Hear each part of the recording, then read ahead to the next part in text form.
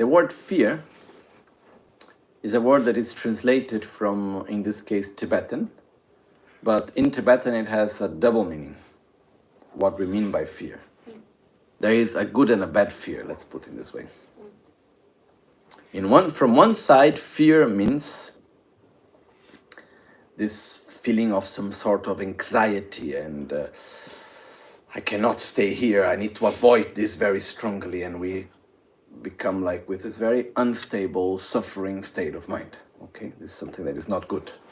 Fear is directly connected with insecurity, with doubt, with uncertainty. Okay, normally we don't fear something that is happening. I don't know, try to connect to your fears. You fear something that is happening, or you fear something that may happen? There is the fear of the fear, but it's still it's something that may happen. Yeah. No? There is this old saying that it goes by, having the fear of someone inside the wardrobe. Yeah. That it exists. Oh, it's like you are in the room and then you feel like, oh, maybe there is someone inside. Yeah. And you cannot sleep because maybe someone is inside. So what's the best way to stop the fear of someone inside the wardrobe? Open the wardrobe. But it's difficult to open because maybe there is someone inside. So you cannot go into it, okay? So normally if you look to fear, try to connect to your own emotions of fear. Okay? And try to see if you ever felt fear for something that was happening at the present. Or was fear for something that could happen in the immediate future or in the middle long term. You are walking and you're driving and then maybe I could have an accident, While you're having the accident, the fear is not there, it's gone. You are just dealing with it. Okay? So that's why Amogasiddhi is connected, because uncertainty, doubt is directly connected to fear. This is the bad type of fear. The good type of fear, it's not a feeling of suffering, but is the feeling of wanting to avoid something because we know that it is harmful. Okay? So for instance, we should have fear of eating a lot of sugar. We should have fear of having poison. I don't know. If I put some poison on the table, rat poison on the table, and then I put on the glass and I mix with the tea, would you drink it knowing what it is? No. Why? Because you fear the result. You want to avoid that result. Okay? This is something that I don't want to go through that. That's why I want to avoid. So there is a sort of positive fear. This doesn't mean that you are with this sort of anxiety and suffering and this, but it's something that you say, no, this I need to avoid. Okay? If you are walking in a place and there is nothing, no protection, and you can fall on the other side, you get some fear there to protect yourself from it. So there is a part of fear that is positive, which is protection. And here, when we talk with Tara, when we talk about the protection from the 8 fears, these are this positive type of fears also, which refers, because it's the fear of attachment, the fear of unlimited desire, the fear of anger, the fear of doubt, the fear of wrong views, the fear of ignorance, the fear of arrogance. These are some of the fears that are there. So this means to look at this thing and say, I don't want that.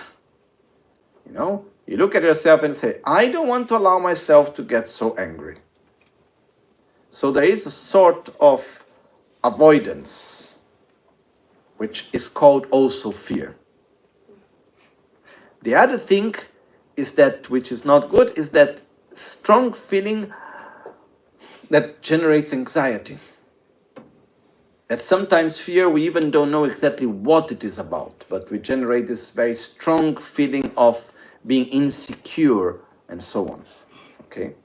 One of the things which is connected to the times in which we live is that in order for us to feel secure, very often we want the world around us and the reality in which we live to follow our expectations.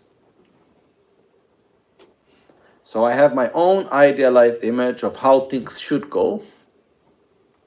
And as long as things go as I think they should be, I feel secure, I feel safe. I know which is my ground. I know where I can put my foot. I know how things are going. In the moment that things start happening in a way that it goes beyond my own level of expectations, and I don't know really, I didn't expect this. If this is coming here, I don't know what will be next. The more we start to feel uncertainty, the more we start to feel fear. Okay? And when we go to situations that we have not gone before, and they are not good situations, we fear. And this generates a lot of this insecurity feeling. So when we see war, and some people ask me, oh Lama, do you think the war can become wider and can spread? Sincerely speaking, yes. Do I know what will happen, how it will happen? Surely not. And in the meantime, I do my best on what I can do, and then I live my life peacefully.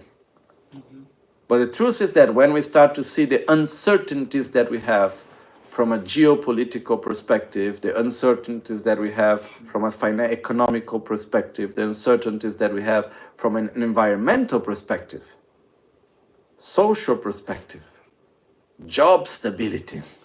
There are so many things nowadays that we are losing our certainties.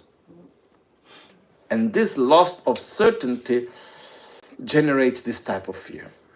So the solution for that, making it short, imagine that you take a boat and you go for sailing. I think Dutch people are good on that, no?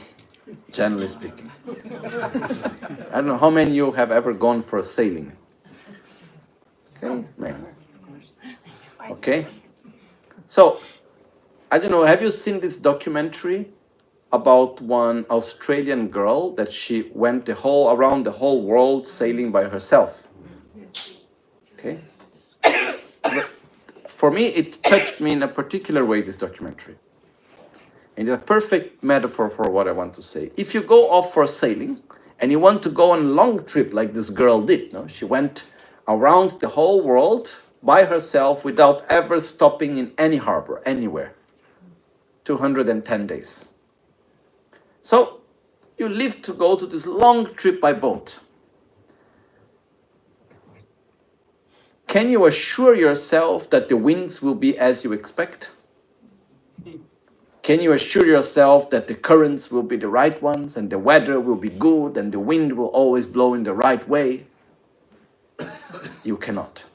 So, how can you go out for such a trip without having the certainties? What are you going to die of uncertainty? What if I get a big wave? What if I don't have wind? What if this? What if that? There are so many uncertainties on the way. The only way to live for this trip in peace is having such a level of certainty in one's own abilities that when there is a big wave, I know what to do, I can deal with. It's going to be tough, but I can deal with. When there will be no wind, I know how I can deal with. You have so much more certainty and you feel so much safe with the resources that you have that you can go on without worries about what may happen. Okay? And this is what we need to do in life. The more actually we trust the resources that we have, the more we trust our mind, the more we trust our body, the more we trust our friends, the more we trust our gurus, our spiritual path, everything that we have some certainty, the more we can say, okay, it doesn't matter what happens, I can deal with it. And this is something that is very important, because if we look for ways to eliminate our fear and uncertainty by actually wanting to make sure that things will go well, in our mind, even 0.1% of possibility of the otherwise, it still takes all the whole space in our mind. It's like once one of our friends had a diagnosis of cancer, but was not yet sure if it was really cancer or not. the first scan, and then it says, oh, there is the possibility of you having a very bad cancer. But we need to do the biopsy, we need to check here and there, we are not yet really sure, but there is a probability. And this person was completely overwhelmed with fear and anxiety, and then came to talk to me in Milan many years ago, a Dutch person. And then talking, I remember my point, which for me has always been like this. I said, can I tell you that nothing will happen? No. Because even if I tell you, no, nothing will happen, but in your mind, you can give you all the reasons that nothing will happen. If you have 0.1% of possibility that you will get the cancer, that it's enough to overwhelm yourself. You cannot convince yourself into that way. So the point is, whatever happens, you have all the means to deal with. You think about the worst case scenario, and you say, I have the spiritual means, I have the financial means, I have the material means, I have the family, I have everything, I can deal with it. And in the moment that you look to your own self and you develop that strength, and you say, okay, it doesn't matter what it will be, I can deal with it.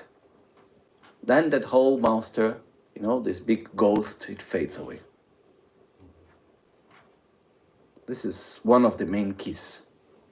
So the key from Tara to deal with our fears is not that Tara will eliminate the problems and will not allow climate change to happen and so on. But it's the fact that through the practice, Tara helps us to connect ourselves with our own inner resources. And through that saying, okay, it doesn't matter where I am, what happens, I have the means to deal with it. And that's where we find our certainty. That's where we find our strength.